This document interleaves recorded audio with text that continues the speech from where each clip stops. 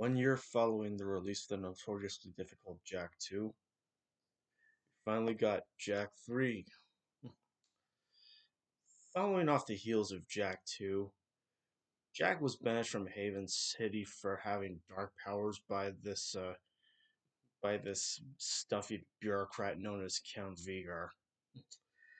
A few days later, after being found dried up on the desert, Jak was Jak, Daxter, and Vigar were taken to this new city called Spargus, where it's ruled by this old dude known as Damus, and almost said Deimos there. And in the beginning, Jak learns the ways of being a wastelander, and he learns how to live in desert life. Yeah, but going through the gameplay, the game is roughly the same as Jak 2, but it's also got some new vehicles that you can traverse on while in the desert. Like you got the sand shark, you've got that one little dune buggy with no guns, and at some point you drive this big fucking big fucking vehicle where you have to go through the entire field like it was a monster truck field, and it's it's a little more fun, a little bit more better. This game was a this game was one of the was the second game I played in the trilogy, and I know I never played Jak 2 when I was a kid, but I didn't really get the context of what happened, at least until I played Jak 2 many years later. But yeah, this game also holds another special place in my heart for just being part of the trilogy. But this also serves as a worthy conclusion to the game because I mean it answered some questions about the creatures who made the Dark Eco, and it also showcased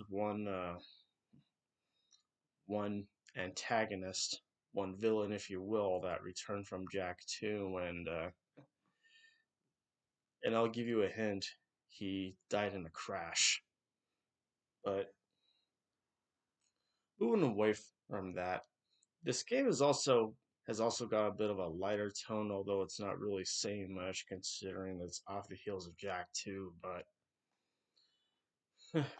But it's also got some new guns for additions, like for the Vulcan Fury, you you can use it as a new as an as an electrifier, like it shoots electricity all over, and for the blaster, you can shoot up these little pods in the air, and it will just shoot all sorts of lasers, and it will ricochet all over and kill nearly every multiple enemy that stands in your path at once, almost anyway. And there's also more like I'm not sure if you still actually you can still use the hoverboard, but there are also these new enemies called the, the KG Death Bots. The Crimson Guard are no longer enemy. They're called the Freedom League, and they're on your side for the most part anyway. That is, unless you like piss them off.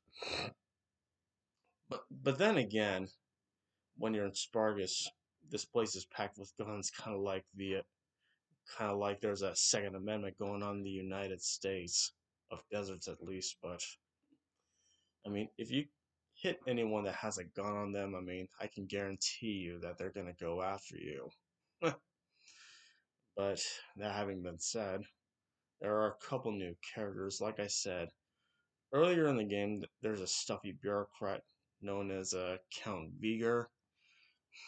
He's a real asshole, and he would often get on your case about having these dark powers in your system, and he's always big on having light eco for an energy source, and there's Cleaver.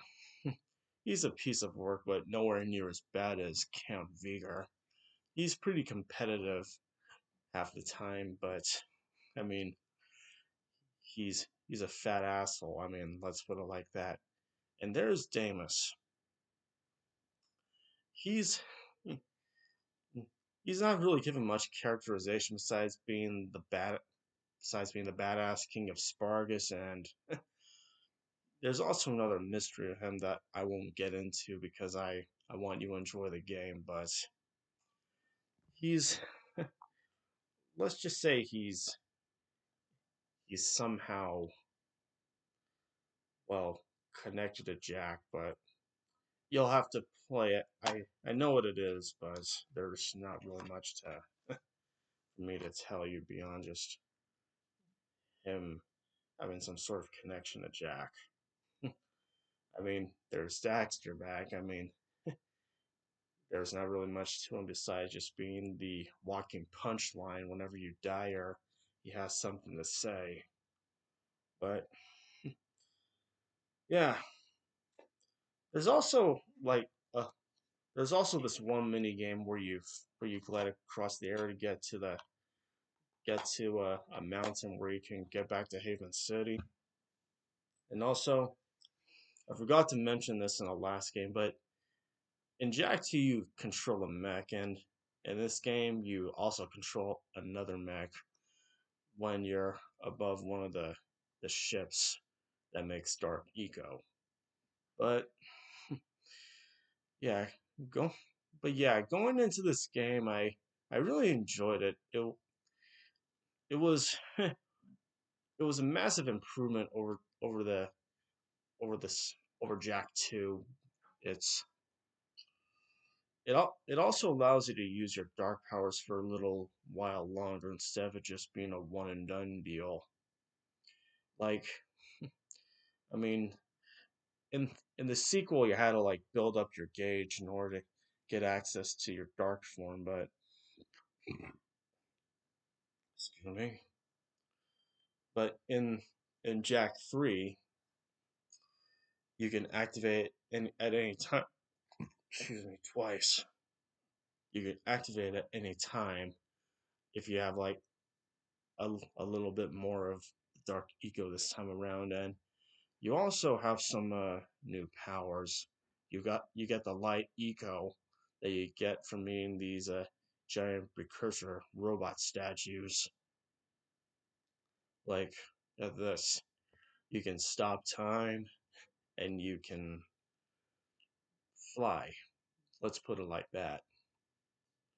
But yeah, I really enjoyed this game a lot. It gave me a lot of fun memories in spite of losing so many times, and the the ending was badass. Let's just put it like that.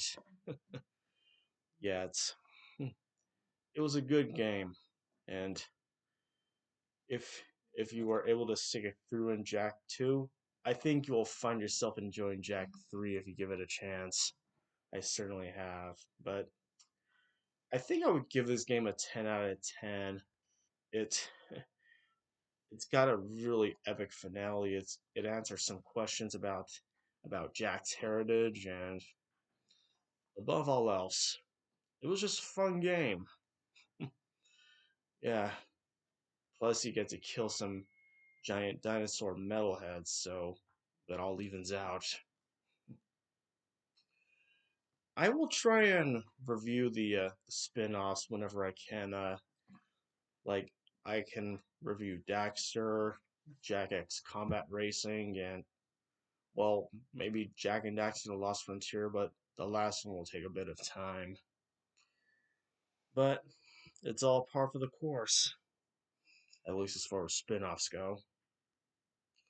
Anyway, if you like this game, be sure to give me a like, comment, and subscribe, and I'll see you later.